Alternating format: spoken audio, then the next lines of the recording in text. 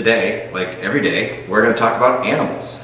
And the animal we're going to talk about today is a lobster. We're going to specifically talk about this guy's feet and his legs.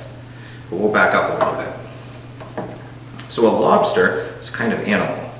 But the kind of animal they are is an arthropod. An arthropod you can kind of think of as just animals that have more than 4 legs. So insects, all insects are arthropods because insects have 6 legs. Another animal with more than 4 legs are arachnids. All the arachnids, like spiders and scorpions, they have 8 legs, so they're arthropods. And another kind of arthropod has 10 legs, and they're crustaceans. And what we have today is a crustacean. So he's an animal. The kind of animal he is an arthropod. The kind of arthropod he is a crustacean, and the kind of crustacean he is a lobster. And we know that he's a crustacean because he has 10 legs.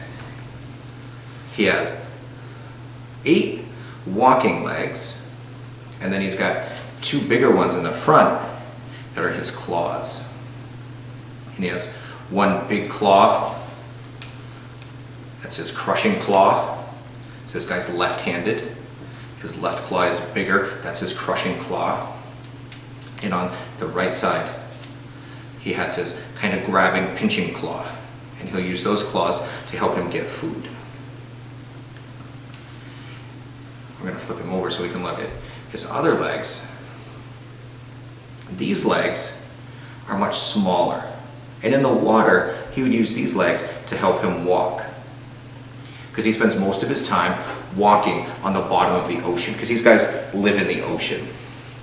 They do a good job of holding their breath. Like right now, he's kind of holding his breath like we would hold our breath to go underwater, and we could hold it for a little while. These guys can kind of hold their breath out of the water. So they don't breathe air like you and I do. They breathe through gills. But right now, he's just kind of holding his breath and waiting to get back into some water. But he can hold it for a long time, so he can hang out while we talk about it. But when he's in the water, he floats a little bit, and his body is lighter. So these little tiny legs help him walk in the water. But when he's out of the water, and he's not floating at all, his little legs aren't enough to help him walk, because his shell is too heavy.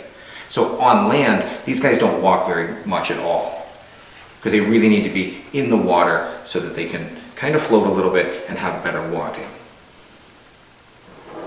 Another cool thing about these legs, if one of these little legs broke off, like he was attacked by another animal, or he got in a fight, or he just had an accident and one of these little legs broke off, he could grow a new one.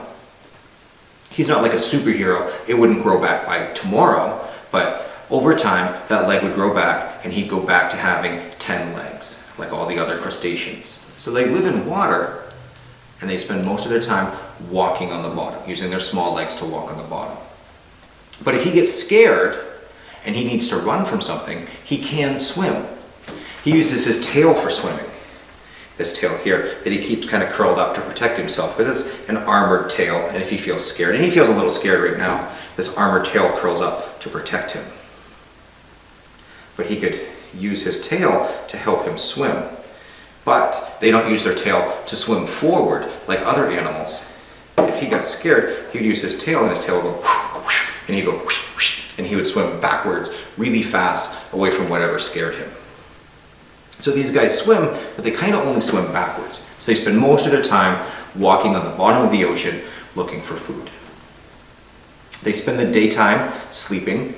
They're nocturnal mostly, so they spend most of the nighttime out looking for food. And they'll use these antennas to help him kind of feel around and smell in the water looking for his food.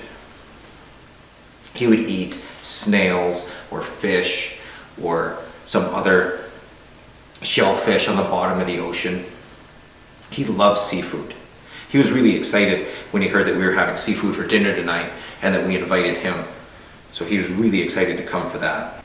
These guys are North American lobsters. And this guy came from Maine. There's only a couple good things that ever came from Maine, and lobsters are the other one. Sometimes when you see a lobster in a store swimming in a lobster tank, they'll have these bands on their big claws. And these rubber bands hold their claws closed so they can't open their claws. Like right now, if this guy wanted to, he could open up his claw. And they put these bands on their claws sometimes to keep them from accidentally grabbing onto a person. So if I wasn't careful, this guy could grab me with his claw, but I'm going to be super careful so that he doesn't. But it's also to protect other lobsters, because if these guys were in the water, they might get into a fight. And the bigger lobster might try to attack the smaller lobster inside of the tank. So these bands help keep all the lobsters safe from each other while they're swimming in the tank at the store.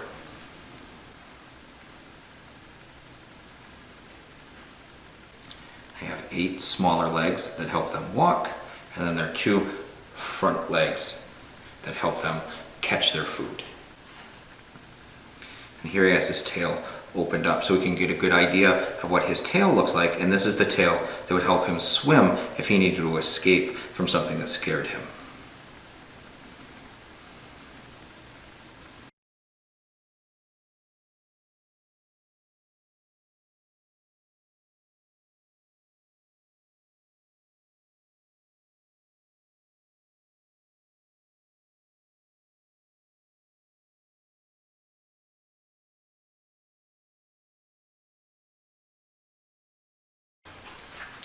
Okay, now it's time to draw an arthropod.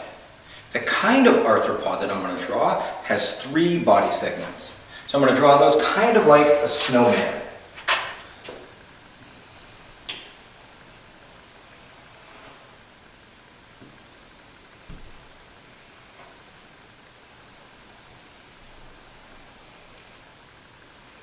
So I have 3 shapes on top of each other. They could be ovals or circles, but there's kind of my snowman that makes up the 3 body segments of my arthropod. My arthropod is going to be an insect. So if it's an insect, that means it has 6 legs, 3 on each side. But before we get to the legs, we have to figure out which part of the body is which. So the very top part is the head.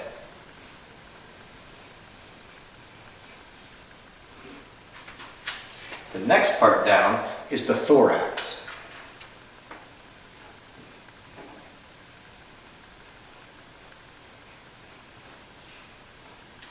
And then our bottom circle is the abdomen.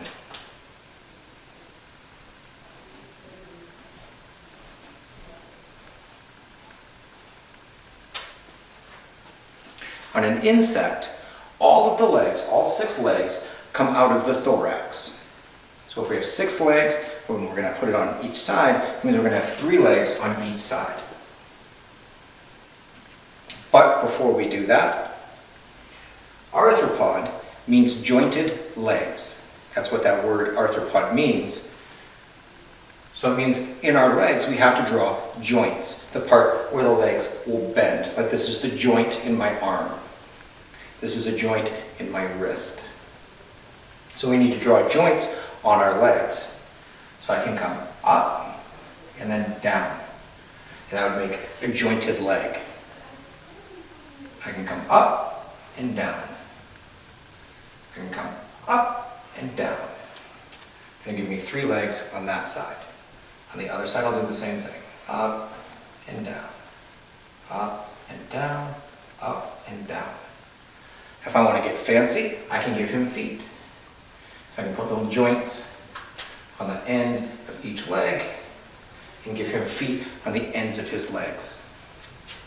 I would like my insect, which is going to be an ant, to have antennas.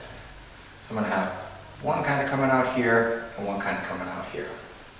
And they use these to feel around and help them find their way and to help them find food. So they're not really legs. They're not legs that they walk on. The antennas are things that they're going to use to help feel around in their environment. And my insect, my ant, is also going to have some pinchers. I want him to have kind of a pinchery mouth. I'm making some squiggles and then a C. Some squiggles and then a C. And that's how I'm going to make his pincher mouth. So, he's an arthropod. The kind of arthropod he is an insect. The kind of insect he is an ant. And like all insects, he has a head, a thorax, and an abdomen.